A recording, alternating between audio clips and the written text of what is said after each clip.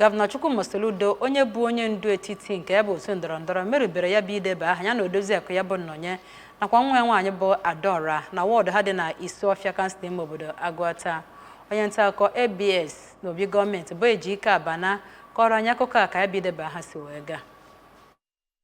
Soludo kọwara ya bụ mmemme dịka nke a ga-eji mere nnukwu akụkọ ma kwuo na pati APGA abụrụgo pati mbụ na mbụ nke banyere n'ọgbara dijital. Gọvanọ Soludo mekwara ka amata na site na ya bụ usoro a ga-ewepụta nnukwu akwụkwọ ndebanye aha bụ nke a ga na-akwalite kwamgbe.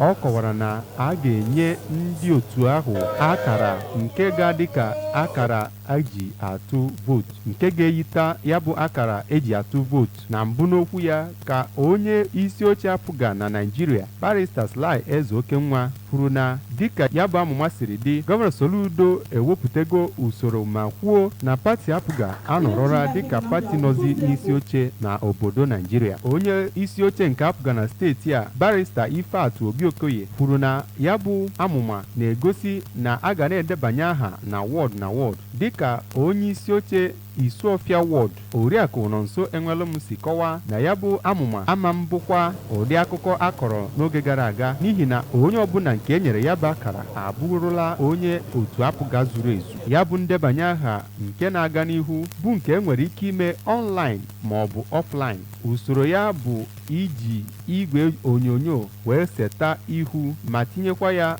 na usoro mgbazinye igwe ọgbara ọhụrụ nke ga-abanye na polling unit. Enwekwara ike idebanye aha na ọnlaịn site n'ịga na www.apga.ng.